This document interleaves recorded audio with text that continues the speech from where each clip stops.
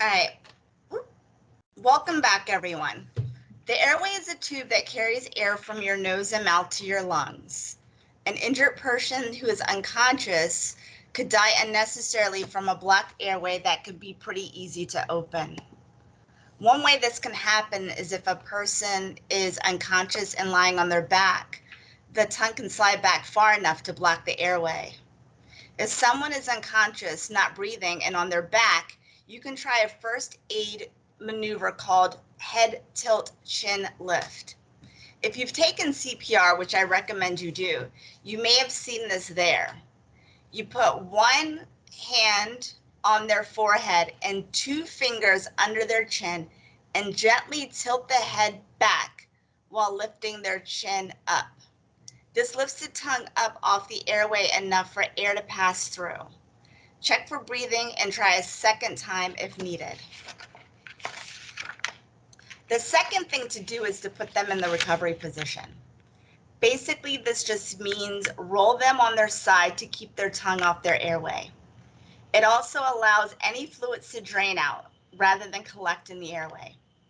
We have a video to show you how to put someone in recovery position. As a reminder, if your video freezes, log off and log back into the session. How to put someone in the recovery position. If a person is unconscious but is breathing and has no other life-threatening conditions, they should be placed in the recovery position. With the person lying on their back, kneel on the floor at their side. Place the arm nearest you at a right angle to their body, with their hand upwards towards their head. Tuck the other hand under the side of their head, so that the back of their hand is touching their cheek. Bend the knee farthest from you to a right angle. Now, carefully roll the person onto their side by pulling on the bent knee.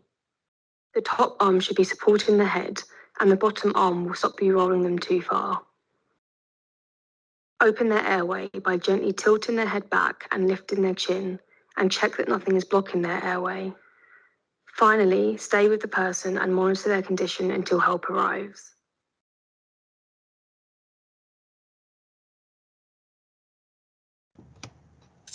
So to recap, anyone unconscious goes into the recovery position to keep their tongue off their airway and allow fluids to drain out. This is especially true if you're not working on them. Easier to work on them on their back, but then put them in recovery. This is also important for someone passed out, drunk, or overdosed. Don't leave them on their back. But remember, this is only for unconscious people. If they are conscious, always allow them to choose a position of comfort. That's it for airway, much quicker than the circulation section. Remember, airway was second because it's the second fastest way to die unnecessarily after breathing out. The third fastest way is by injuries that obstruct the mechanics of breathing, meaning lung function. Before we dive into that, let's just take a quick moment to review how breathing normally works. When you take a breath, what's happening is the muscles in your chest wall and diaphragm contract, expanding the size of the lungs. That lowers the pressure in the lungs, which draws air in through the nose and mouth. Breathing out, it's the opposite. If you put a hole in the chest wall big enough to let air through, the system gets short-circuited. These injuries are very common in shootings. Before reading the words, look at the pictures on the right. There's a hole in the chest wall letting air into the chest cavity, which prevents the lungs from expanding normally. Called pneumothorax, air in chest, or sucking chest wound. So if someone's injured and not breathing well, look for holes, anywhere from belly button to shoulder, front to back.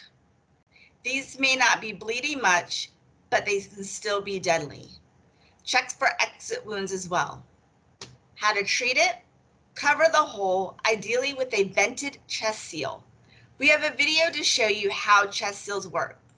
As a reminder, if your video freezes, log off and log back into the session. Penetrating chest trauma can be immediately life-threatening and needs urgent medical intervention. This is particularly the case where the wound communicates with the chest cavity, causing an open pneumothorax, potentially collapsing the affected lung. The lungs are normally soft and compliant and fill the pleural cavity. On inhalation, the intercostal muscles lift the rib cage, expanding it and creating a negative pressure. With an open airway, the lung expands to fill the space. This is assisted by the muscular sheet known as the diaphragm, contracting and flattening, also enlarging the chest cavity and expanding the lungs. In open pneumothorax, a wound creates an open passage between the external environment and the pleural cavity. Air can potentially pass in and out of the chest cavity through the hole in the chest. With the loss of negative pressure in the pleural space, which would normally hold the lung in an expanded state, the lung on the affected side will now collapse. With inspiration, the rib cage will expand and the diaphragm flattens, but the negative pressure may now pull air into the chest cavity through the hole in the chest wall. Depending on the size of the wound, the affected lung may partially expand or may remain completely collapsed. The effect of air being drawn in through the hole in the chest has led to the term sucking chest wound, though this movement of air may not always be obvious.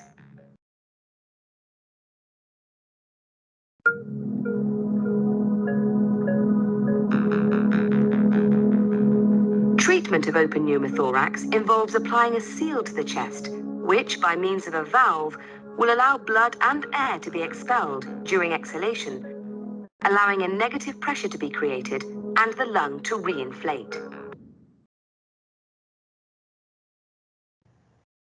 So to summarize, here are the steps for applying a chest seal. First, clean the area around the wound so the seal can stick. Stick on the seal with vent directly over the wound. Can you improvise a chest seal? Yes. To improvise one, you need something to block the airflow. For example, a plastic trash bag, a candy wrapper, tape, anything you can find. Tape on 3½ sides over the hole. The half side left untaped is meant to allow air out of the hole, while the plastic is drawn in and blocks air coming in during inhalation. Monitor a person with these injuries closely. This is super important. Even after covering the hole, you need to constantly monitor and reassess. This is a temporary fix at best. The person needs medical care ASAP. One reason is even if the hole in the exterior chest is covered, air can still build up in the chest cavity. For example, air can also escape into the cavity from the hole in the lung, and that can eventually collapse the lung. This is called a tension pneumothorax, and it can kill pretty quickly by interfering with respiration and circulation. So you need to monitor for these symptoms. Can anybody tell me what increased respiratory rate is?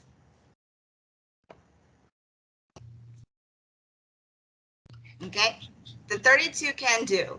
Panting, breathing like you've been sprinting, 1 or 2 words speaking in between breaths. People with this can go downhill pretty quickly.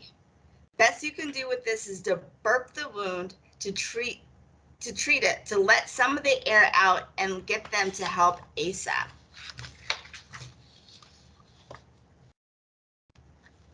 This shows how to burp a wound. You peel back the seal and you massage around the wound to open it up and let air out, but don't stick anything in there. You cover it back up. You'll need to do this repeatedly as air continues to build up. The last part of Scab E is everything else, and for that, I'll hand the mic back to Catherine. Thank you, Chasta. So I know we're running a little bit long, but we're trying to get you out very close to on time. So hang in there with us. We're on the home stretch now. So everything else, the E in Scab E, we're going to talk a little bit about monitoring mental status, treating for hypothermia and shock, and providing psychological support. So we'll go into that in a little more detail here. Monitoring mental status is important because it tells us if a person is getting enough oxygen to their brain. So to do that, we use what's called an AVPU scale. And the AVPU scale, we really just want to determine if someone's alert and oriented, which we can do by making sure that a person can name who they are and where they are and what time it is and what happened to them. If they can answer those questions, they're alert and oriented. If they cannot, we want to see if they can respond to a verbal prompt like, hello, sir, can you squeeze my hand? If they don't respond to a verbal prompt, we want to see if they're responsive to painful stimuli. The way that we do that is we want to just cause a brief moment of discomfort. You can do that by squeezing the trapezius muscle, the back rub muscle. You can do that by pressing nail bed to nail bed. Many professionals will say you can use the knuckles and sort of rub them briskly up and down on the breastbone. Given you all these options, because depending on different wounds, some of those options might not be available. The idea is, do they respond when you do that? And if they do not, then we would say that they're unresponsive. It's really important that we know where they start and where they go. That way we can measure if our interventions are being effective and or if their level of consciousness starts to decline. That's something that we want to look to see if we can figure out why. And we're always going to give this information to the first responders when they arrive. A quick hypothermia question, guys. I want you to answer this in chat. If it's 90 degrees outside, can a person with a traumatic injury experience hypothermia? Please type yes or no. What are we getting in terms of answers? It's 90 degrees outside. A lot of yeses. Yes, you guys have been paying attention. Yes. Really appreciate it, guys. Yeah, we talked about this. People with traumatic wound are going to be losing body heat. That's part of the body's response to shock and traumatic injury. So an important part of everything else is preventing hypothermia. Well, what can you do? We've talked about it, so we'll just summarize. You've got to keep that injured person warm, even if it's warm outside. As you know, decreases in body temperature interfere with blood clotting, and we can't have that. That's deadly. So get ahead of it. Treat for hypothermia immediately. It's much easier to prevent it than to treat it once it's set in. Other ways of preventing hypothermia, look, this is just the way you can think about it. You have to think of every way you can keep a person warm. So how do we do that? Bring them inside, bring them out of the wind, bring them out of water, keep them dry, bundle them up with layers if you have them, insulate them from the cold earth or from the floor by placing something between their body. It could be a jacket, blanket, cardboard, put something underneath them. Help them retain heat by using blanket coverings, using layers, and always use Mylar as the outside layer, never against skin. These are all things that work. Monitoring for shock. Shock and hypothermia go hand in hand. In any event with traumatic injuries, you have to treat for shock. We've used the example of blood loss frequently in this training tonight, but you should know that shock can be caused by many other injuries and conditions that affect your fluid balance. Another example might be fluid loss caused by severe nausea or fluid blockage due to a blood clot, injuries to the heart, lungs, or head, or even an overwhelming infection. So remember, you might not always see the injury. And in a traumatic event, you don't need to. You just need to know that these are things you're going to have to do. The earlier you treat for shock, the better your outcomes will be. Don't wait to see the worst symptoms before you decide to act. So what does shock look like? Early symptoms of shock include anxiety or restlessness, confusion, lightheadedness, pale or ashen skin, cool or clammy skin, profuse sweating, bluish or lightened lips and fingernails, fast pulse rate, and fast breathing. And as shock progresses, all those types of symptoms start to change. That looks very different. Blood pressure starts to fall, body temperature falls, breathing slows, and level of consciousness worsens. So you may find a wounded person in any stage of shock. If there's been a traumatic injury, you need to assume that there is shock going on. You don't need to see the wound. There might be wounds inside. Bottom line, treat for shock. All right. Keep them warm.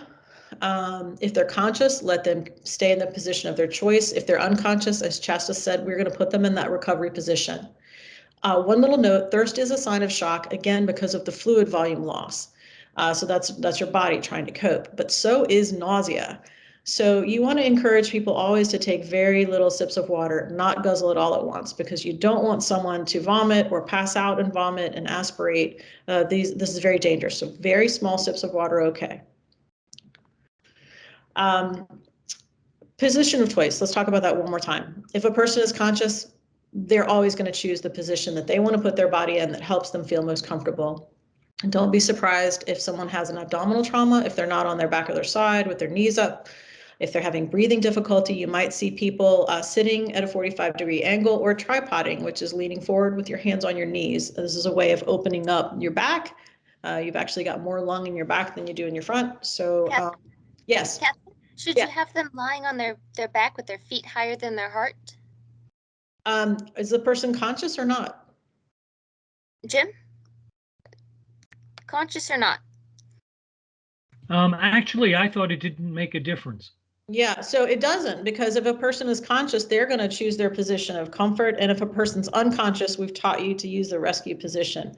And listen, this is just so that you can keep those fluids draining out and you can make sure that they're breathing, their airway is open. So, you know, I can't recommend the position that you suggested for the situations that we've been discussing tonight. I can see where in some cases it might be appropriate if they're conscious and they have a leg injury and you can talk them through it and you want to elevate, that makes sense. But again, that's situation specific. Did that answer your question? Oops, got to click on the mute thing. The answer is yes, you've answered it, but it's inconsistent with what I have heard through the years in other contexts, or conscious or not conscious. Yeah, so keep in mind, as I said before, many of you all may be medical professionals or have medical background. You will have some expertise that it's not possible for us to, through UHA, teach. We're trying to teach the interventions that are easy to understand, that a layperson or bystander can use, that are the most effective interventions for the 4 types of injuries that we can make a difference with. So we can think of a lot of other types of injuries that might require a different intervention, like a broken leg or something like that, but we're not talking about that kind of injury tonight. I understand that, but would it be harmful to even a conscious person to be on the back with a feet above? I mean, that would seem to make a heart function more efficiently, which is a concern as one goes into shock. So in the context of everything we're discussing tonight, I cannot tell you a time where I would put a person on their back with their legs elevated, that I would place them in that position. If they're unconscious, I'm going to put them in a recovery position. If they're conscious, I can think of a few injuries, but those aren't the injuries we're discussing tonight. Okay, all right, thanks. Okay. So guys, a couple other things you might think about. If there's a head wound, you may want to elevate the head 15 to 30 degrees. If they're unconscious, when they're in the recovery position, just lift the head a tad. Always make sure the mouth is down. And with a chest trauma, if they're injured, you may want to think about putting them in the recovery position with the injured side down. So if there's been a hole to one side and you put them in the recovery position, you want to put the injured side down to take the body weight off the non-injured side. So you want the non-injured side to be able to expand without the body weight, and that might help the person a little bit. All right, we have a graphic and intense picture coming up next. We're talking about psychological first aid in this picture. It really is worth taking a moment to just take this slide in. This is a slide that was taken, this was a picture that was taken at the Boston Marathon. This is emotionally a very intense slide, and it is very important. There are many situations in which you really can't do anything else other than provide psychological support to support a wounded person and to encourage them to fight to live. You can stay with them, you can talk to them, try to get them to talk to you about who they love and what they care about, and you can be their connection to living. The psychological first aid can make all the difference. That emotional support, the hope and the connection can help us pull through even in a very bad situation. We can't always know the outcome when a person has a grievous wound. We can't know what the future holds, but if you stay by that person, I'm here with you. I'm not going to leave you. And support them so they don't have to go through it alone. You've done a good thing. You have made a difference. We don't know the next date of the psychological first aid class that Sue McLean teaches, but if you go to the county website, we will post that link as soon as we have it, and we do offer that class pretty frequently. We're very lucky to have Sue with us as an instructor tonight. And so in summary, our action items for rescue and treat are to maintain our situational awareness, control life-threatening bleeding, keep the airway open, seal chest wounds, make sure we position people, especially if they're unconscious, they go in the recovery position, monitor their mental status and treat for shock and hypothermia, and provide psychological support. Any questions on this section? Any further questions before we move to the last bit where we're talking about 911 reporting?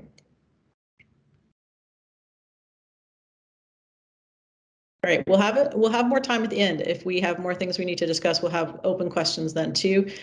With that, I'm going to hand the mic back to Douglas, who will wrap things up with our reporting. Thank you. Finally, the last R, you're saying to yourself, why are we only now talking about calling 911? In normal emergency events, when you're the first person on the scene, you will indeed always call 911 first to ensure that help is on the way, and remember to send someone to the door as a guide for them. But in high threat situations, when we're talking about ongoing danger and literally matters of a minute, 2 minutes to save lives, with more casualties than we have resources, this is the reporting is the last thing you will personally do. In general, an active shooter or a major event like this has already been reported 6 dozen times to 911. Anyway, so you're focusing on saving lives, but people with the ability to treat life-threatening injuries, that's you, will be critical to minimizing the loss of life. You start saving lives. After we've handled the first 3 R's, then it's time to report. Remember that 911 professionals work from proven templates to gather needed data. Let them ask the questions in general, then it'll be your turn. They'll help you tell your story better, including when they ask what else they need to know. Let's look at how they debrief us. Be precise about your location. That helps immensely for the 911 receiver. Street address, name of location, specific location within a building. Don't always assume that anyone knows how to get to where you are from a main or side entrance. Your cellular is not in general geolocated for the dispatcher, despite advances in this area. There are just too many people within the range of a given set of towers or even triangulating towers. If you don't know the specifics of where you are, that could happen. You weren't planning on this event happening. Ask those around you. Use your mapping or other tools on your phone. If you had an event or appointment in your calendar, go back and look for the specifics there or have someone else do it. Worst case, look out the window. I'm not being sarcastic. 911 professionals are trained to work with children and those who are diminished or confused. They can get a lot of info if you can tell them what you see outside. And that can be us, the confused. We can all drown in our own adrenaline and our own desire to do the right thing under stress or under fire. Be concise and calm about what happened. This requires a detachment you probably do not feel at this moment. Fake it. It helps the operator. It'll in turn help you. There's a feedback loop here about acting calm, acting like you're in command of the situation. It will begin to happen. After the branching tree, the decision tree of questions for the type of emergency, the operator and then you will fill in more detail. Be sure to note for them any danger within the danger. Is there more than one threat or risk here in play? Could another develop while this is going on? The responders who you're summoning to that site need to know this. Only state initially what you've seen or confirmed. No guesstimates, please. For other data, if they need more, they'll ask you to estimate. But for anything other than what you have seen or confirmed yourself, give your source and your guesstimate of the credibility of the source. These nuances and details are why a live call is better if it can be done. But let's say we're pinned down where we are by gunfire. Where it's too dangerous to speak out loud, you can text to 911. That address for your message is 911, nothing added or nothing complicating it. Determine the what and the where of your emergency, please, before you start composing this brief text. And you can send only text. You cannot add a picture. There's no bells and whistles on this service. While you're, and you can't send to anyone else. Don't try to copy anyone. Get the message to 911 and then start alerting others you feel you have to let know how you're doing. Please, when you get a chance, take out your phone and sign up for emergency alerts in your jurisdiction. In Arlington, we'll post this on the chat. This is Arlington's coming up, but for other jurisdictions, if you know your local service, please post it yourselves right now to help those around you. They'll give you menus to pick from. They'll let you pick how you want to get it. Very valuable to have the first word on an emergency, especially, God forbid, if you turn out to be in the middle of it and didn't know it. This will get you going. When the police arrive, hands again still empty and raised. They need to see that, fingers spread. The first wave of rescuers, sorry to say, is not there to rescue you. They are a hunter-killer team. They are there to neutralize the shooter. So please do only what you're told and only when you're told to do it.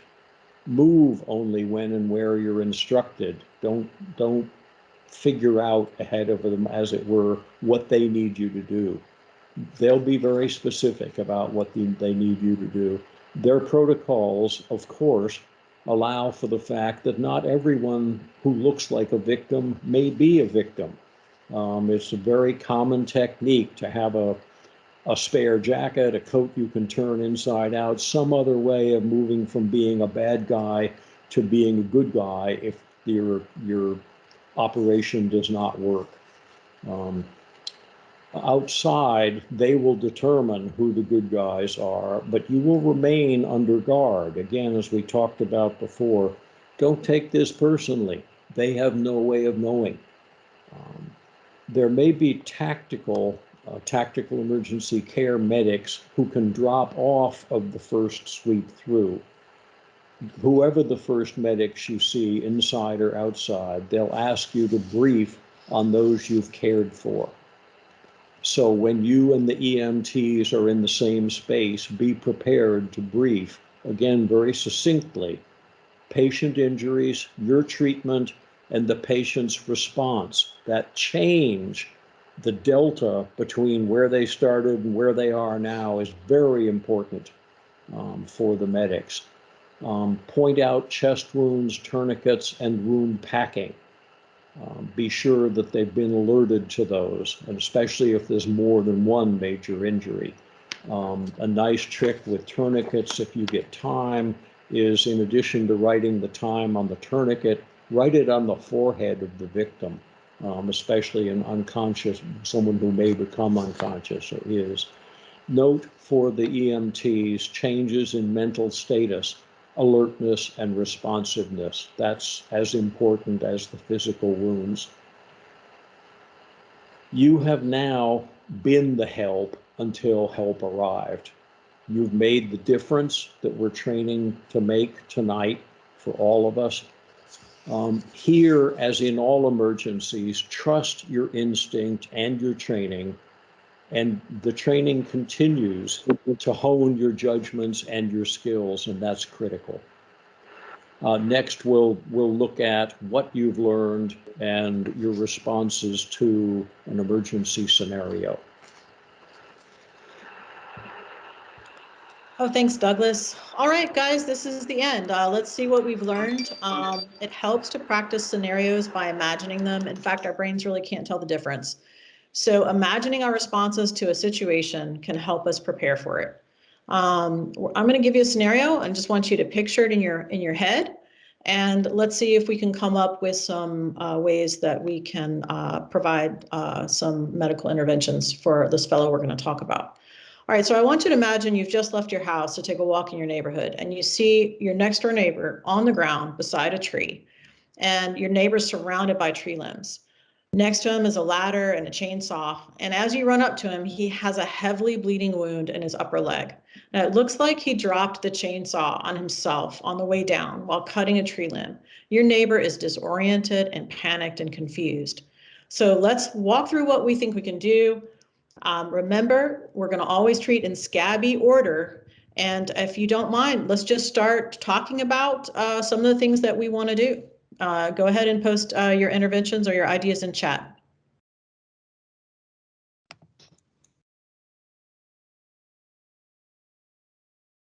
The chainsaw is running. Your neighbor is on the ground with a heavily bleeding wound in his upper leg. He fell from a tree. Chainsaw looks like it hit him on the way down.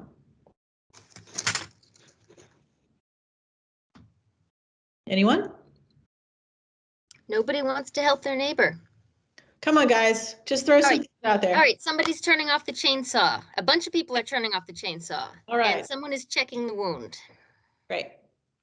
Someone is removing the chainsaw from the area. Someone's looking over the situation. Someone's addressing the bleeding. All right. Also, we're not in a situation where there are multiple people who are wounded. You're the first one on the scene. So in this case, Someone's saying, a few people are saying, call 911. Yes. Someone is asking, is he conscious? Try talking to him. Yes, he's talking, but he's panicked, he's confused, he's sweating a lot. What are you guys doing to address the bleeding? Someone's applying a tourniquet. That's great. Since you're right next to your house, it looks like you had a pack inside. You ran, you got a tourniquet, you applied that, and it looks like you're able to stop the bleeding. Someone's applying direct pressure or pressure dressing. Someone is looking up into the tree to see if there are loose branches. Okay, so he is surrounded by branches. You were able to stop the bleeding, but he is really struggling now. He's beginning to only be able to speak in 2-word sentences. His skin's becoming ashen and his lips are lighter in color than they should be. He's sweating a lot. His breathing's getting faster and it seems shallow. So he's gone from being able to talk to you to answering in 1 or 2-word bursts. Treat for shock.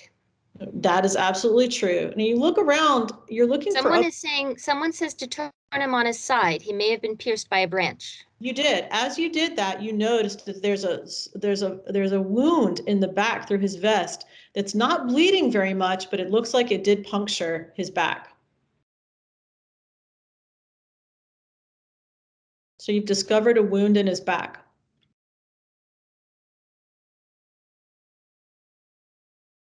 We have people looking for breathing problems. We have people telling him that everything's going to be okay. Someone has said his lung may be punctured.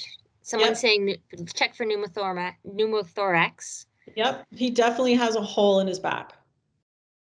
And he's saying apply a pressure pack. I think they mean a chest seal. Okay, yeah, so a chest seal, we're going to cover the wound. All right, some of you guys were saying you're giving psychological first aid. All right. Then keep them warm. Apply a chest seal and keep them warm. Keep him warm, that's right. If he passes out, guys, what would we do next? Put him on his side. Yep, put him in the recovery position, the rescue position. Listen, guys, you actually did fantastic interventions. You looked out for your situation. You stopped the bleeding. You discovered an injury which was affecting his breathing mechanics. You got help on the way, and you assured him that you're going to be there with him. So that was a really great job, everyone. Really fantastic. I'm really proud of what you guys did. You come to the end of the training, but just keep in mind, like Douglas said, learning is ongoing. There are a lot of different avenues for you to continue your education. If you haven't already done so, consider signing up for our next UHA outdoor skills practice on September 23rd. We're going to be having the indoor part of the class, and we're also going to be practicing techniques, and we'll set it up so you can sign up for just techniques toward the latter part of the class. Janine's got the link for you. You can also find it on the Arlington County webpage. Also consider, please, volunteering for Arlington CERT if you haven't already. CERT offers basic emergency response training 2 or 3 times a year, both in English and in Spanish, and it's a great way to not only broaden your skills, but to make our community more resilient in times of disaster. You'll learn a lot of other things than we're able to cover tonight. Learn about severe weather events, flooding, earthquakes, triage, first aid, all kinds of good things that are not covered in this class, but are very helpful to know. Here's some other resources for you for continuing your education, or perhaps thinking about some volunteerism. And that is the end of our presentation. At this point, I would like to open it up for more questions that you may have. There may be some things you weren't sure about or that we didn't cover adequately in the session, because we're moving through a lot of material, and this is a great time for you to unmute or to continue to post questions in chat. I want to thank Janine for jumping in, doing such a great job as an instructor, keeping up with the questions in chat. And I'd also like to thank all the other instructors tonight, Paul and Douglas and Sue and Shasta, and special thanks as well to Lucia Cortez and the Arlington County Office of Emergency Management, and to Les Garrison with Arlington County CERT, who helps make this all possible. If anybody has any questions, all the instructors will stay on for a bit to see what we can do to help you out. And if we don't have the answer, we'll definitely follow up with a response.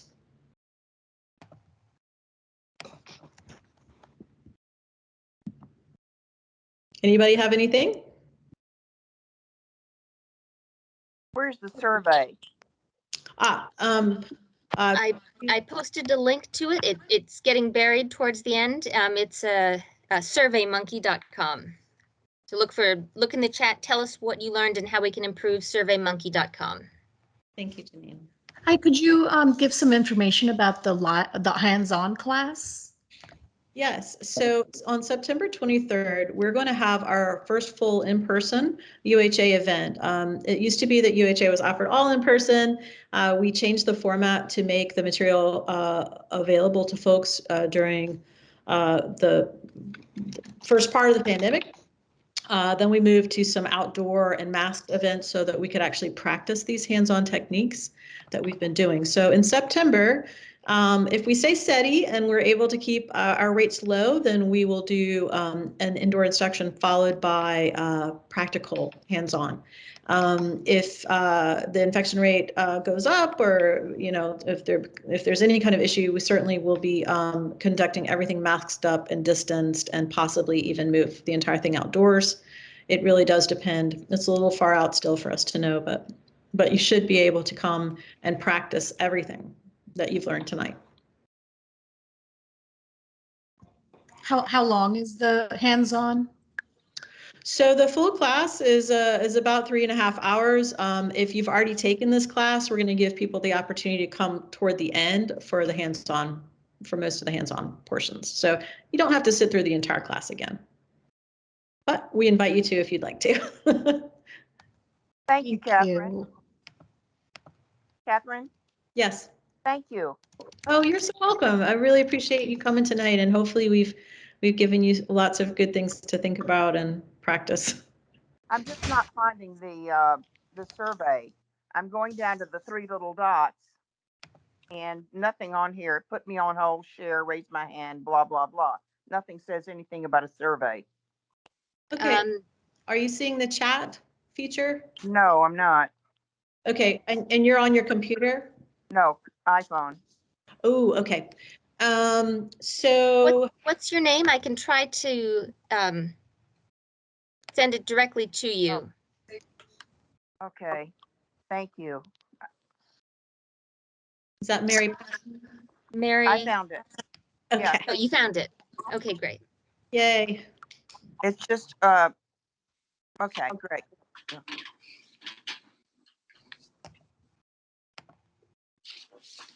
All right. Any other questions or comments or anything else we can clear up for anybody? Is it okay to ask what's the worst that you've seen or taken care of? Yeah, it's okay to ask.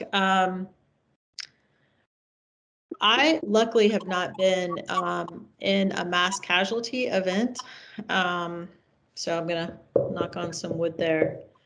But as an EMT, I have dealt with a lot of sort of stroke type situations, heart attack type situations, Of course, we're not covering any of that material tonight. I have seen some pretty bad bleeding injuries. I have never had to do wound packing, although I'm ready if I need to. Thank you. Seen a lot of head wounds and level of consciousness type injuries. Again, we don't go into a lot of that on this class, but.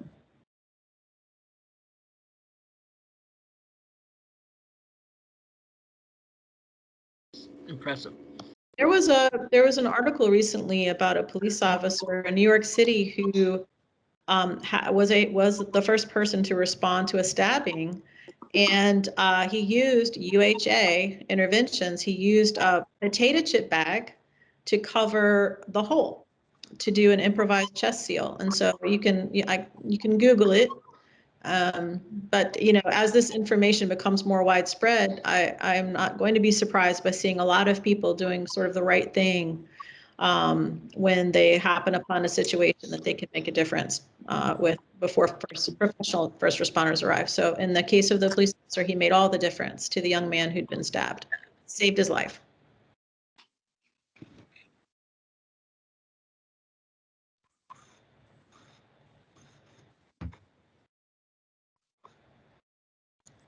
So Robin's having a difficult time getting into the survey. Just so you know, guys, Lucia will send an email to all the attendees also with the survey link. So never fear any kind of issue. Never fear, you will get an emailed opportunity to participate as well. So hopefully that will help for those of you who are having a little trouble accessing it this evening from chat. All right, so we have a few people left. It's the last call for good questions. We're getting ready to close it out so our instructors can do a brief, quick debrief. Oh, thank you, Louise. Thank you, Andrew. Thank you, Robert.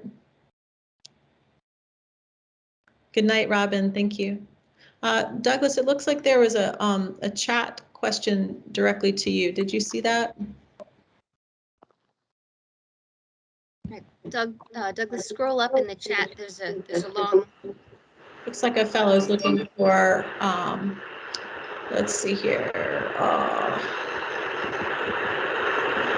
Janine, you might be more familiar with it. Do you mind vocalizing it? I can do that.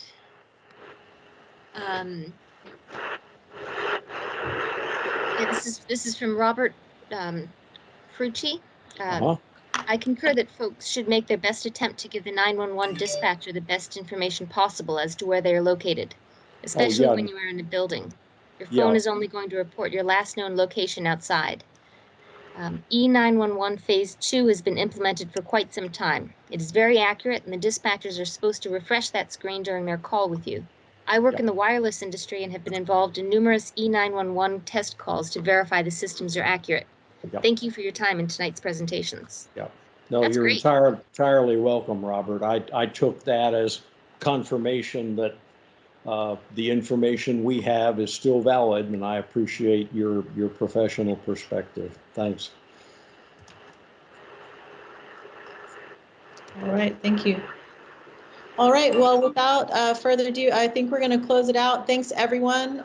We hope you have a good rest of your evening.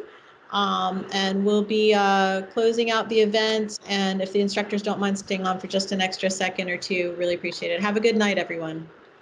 Thank you. Night all. Be safe.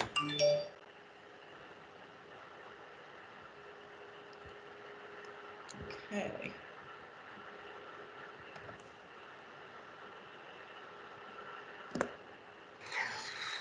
Okay. Well, guys, we still got a few. Janine, do you mind going through our list here? It's just nope.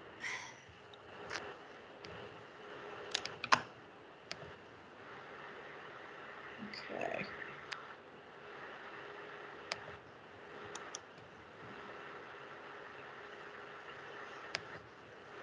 Thanks, Janine.